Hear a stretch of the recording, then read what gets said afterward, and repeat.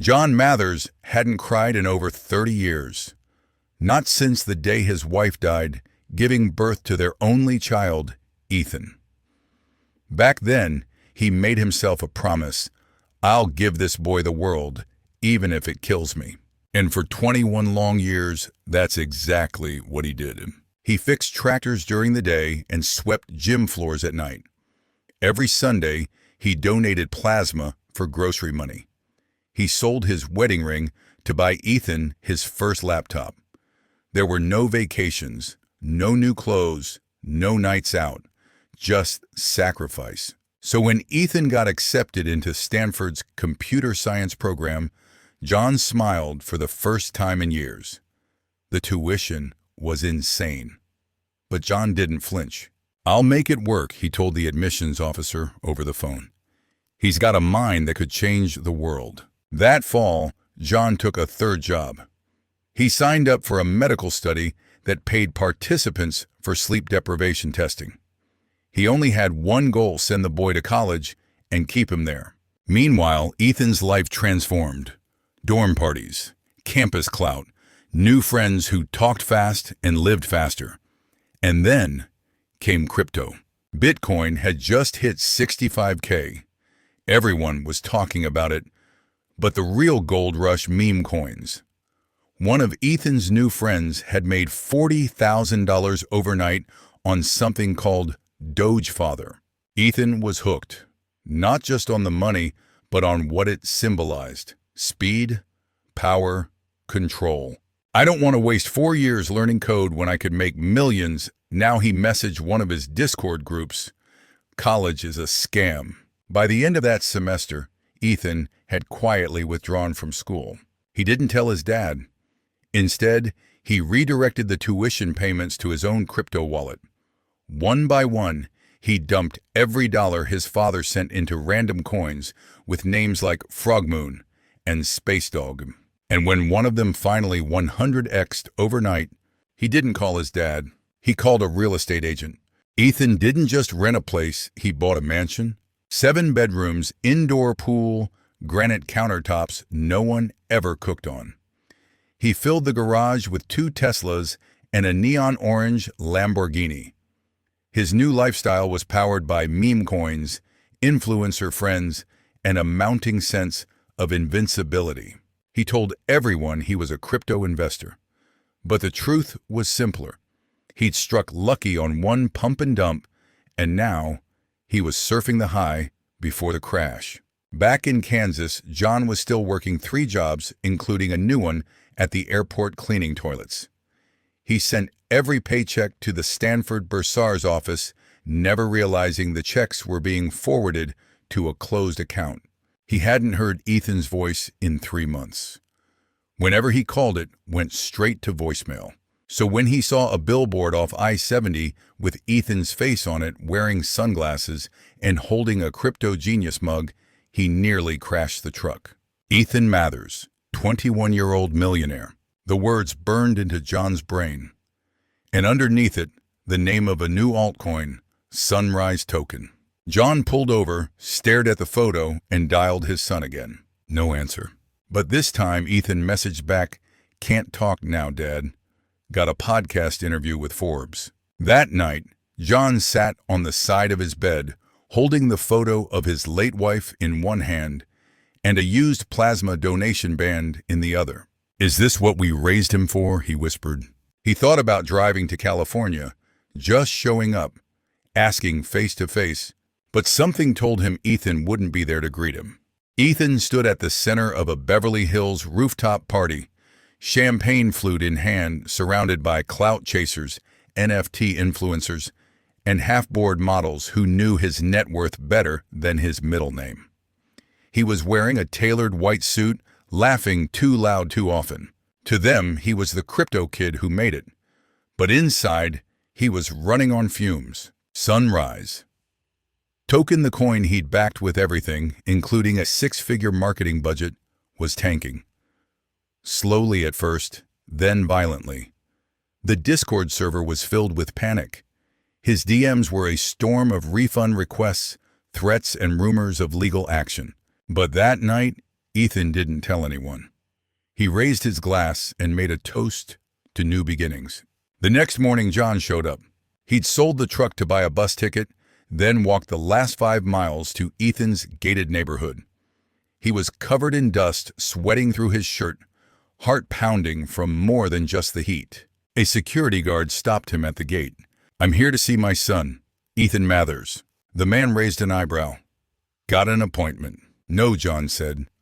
"But I've got 21 years of sacrifice in my bones. That should be enough." Eventually, someone buzzed Ethan. He came down in designer slides, looked his father up and down like he was a stranger. "Dad, you can't just show up like this." "I saw your face on a billboard," John said. "Then I saw your mother's gravestone last week and realized she never would have believed this." Ethan didn't answer. "Tell me something," John asked. "Did I pay for Stanford? Or a fantasy?" Ethan laughed, cold, hollow. "Does it matter I made 10 million? And then the words that cut through John like a blade. "I don't need you anymore." After Ethan shut the gate, John didn't protest. He just nodded, once turned around, and walked away. Not a word. Not a sound. No Uber. No bus ticket. Just silence and gravel crunching under broken boots. 3 weeks passed. Ethan never called. His inbox was filled with noise influencers bailing a rug pull accusation, going viral screenshots of wallets dumping sunrise. He thought about deleting it all, starting over. But the truth? He didn't have the guts. Then came the text from a hospital in Bakersfield. "Are you the son of a Mr. John Mathers, listed as next of kin? Patient unresponsive." Ethan froze. The last message he'd sent his dad was a thumbs-up emoji. He drove 4 hours that night, breaking every speed limit. When he arrived, the nurse handed him a clipboard. Malnourished, dehydrated, heart complications. He collapsed outside a church food bank. Ethan stared at the chart. The cost of those champagne parties, the rented Lambos, the fake friends. It was here, in IV drips and cold linoleum. Inside the room, John looked smaller, thinner, almost gone. And then Ethan saw it in the bag by the bed, a notebook. On the cover, every drop of blood. A journal for my son. Ethan sat alone in the hospital room. Machines beeped steadily, but his father's body didn't move. Just tubes, wires, and a frail chest rising and falling, like it was still trying to fight, even without anyone to fight for. He opened the notebook. Page 1, dated 2014. Sold 450 cc today, $65, enough for Ethan's graphing calculator. He didn't say thanks, but maybe one day he will. That's enough for now. Page after page, Ethan read about things he never noticed. The meals his father skipped so he could send an extra $20 for books. The winter John worked 2 shifts as a custodian and still made it to Ethan's game, even if he watched from behind the bleachers. There were tally marks too. Each drop of blood donated. Each month John lied to keep Ethan believing he was doing fine. He called today, said he's busy with finals, sounded tired, or maybe bored. I didn't say much, just glad he's alive. Ethan gripped the pages. His hands were shaking. Then he reached the final entry, scrawled barely legible. If he ever reads this, tell him I'm proud. Even if I don't understand crypto or startups, he's my son. I just hope he remembers someone bled to get him there. Ethan broke. Not the silent guilt, not the shame. He cried, the kind of cry that chokes a grown man, the kind of cry you can't buy your way out of. And for the first time in years, he whispered, "Dad, I'm sorry."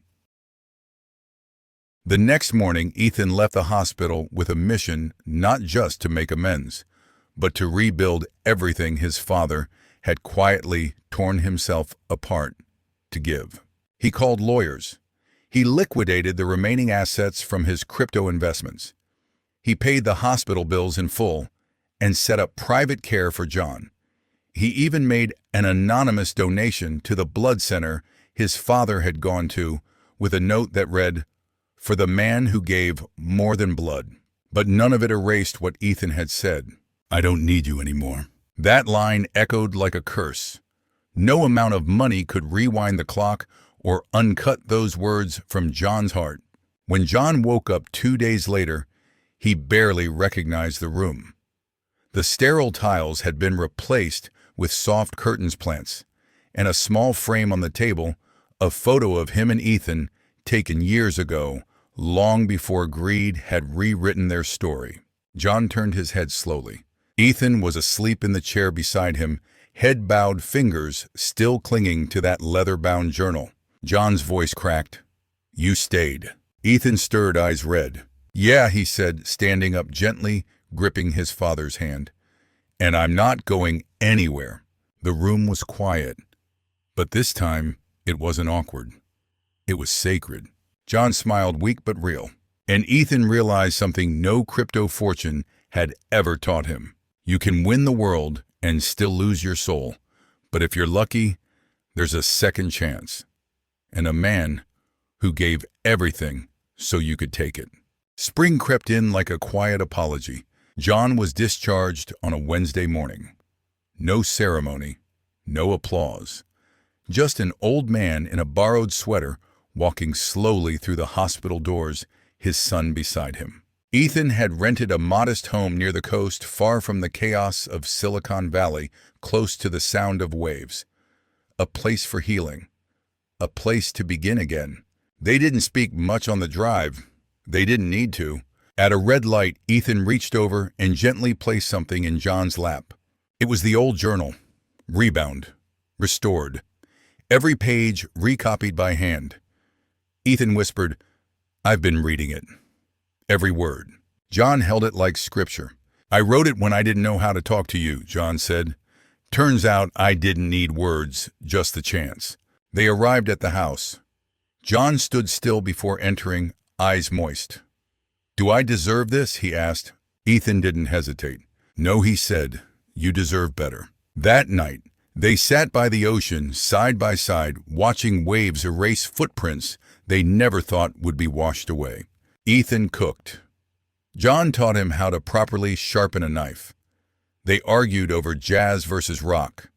They laughed about how crypto memes once ruined Thanksgiving. And when the stars came out, John looked at his son not as a failure redeemed or a fortune lost, but as a boy he once held who now held him back.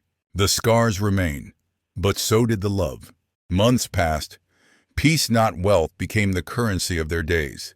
John began writing again, not for Ethan, not for forgiveness, but for himself.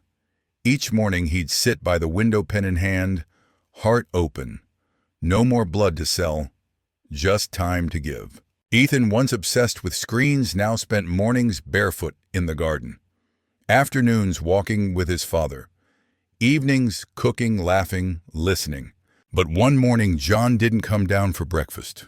Ethan found him in the armchair, eyes closed, journal on his lap. The same journal, but with one new letter inside, addressed in trembling handwriting, "To my son, if I leave before you wake." With shaking hands, Ethan opened it. "I never expected heaven. I just hoped you'd know I tried. Not to be a perfect father, but a present one. I may not have had money to give, but every drop I gave for you. You are my wealth, my return, my miracle. Don't spend your life fixing the past. Live. Love. And if anyone ever asks about me, just tell them he never gave up on his son." Tears blurred the ink. Ethan didn't cry like a man who lost someone. He cried like a man who found something he thought was gone forever. That day he posted a photo. A black and white picture of his father, smiling, hand on Ethan's shoulder. Captioned simply, "He gave me everything. I finally gave something back." The post went viral, not for its tragedy, but its truth. In the comment section, one user wrote, "My dad used to sell tools door to door. I hated him for never being home. Turns out he was buying my future one knock at a time." Real stories began flooding in. Ethan turned the page, not of the journal, but of his life. He started a podcast. He called it Real Father Stories. because he learned something money never taught him. The richest men leave behind stories, not balances. If this story moved you or opened your eyes, don't forget to leave a comment, and share this report with someone who needs to see it.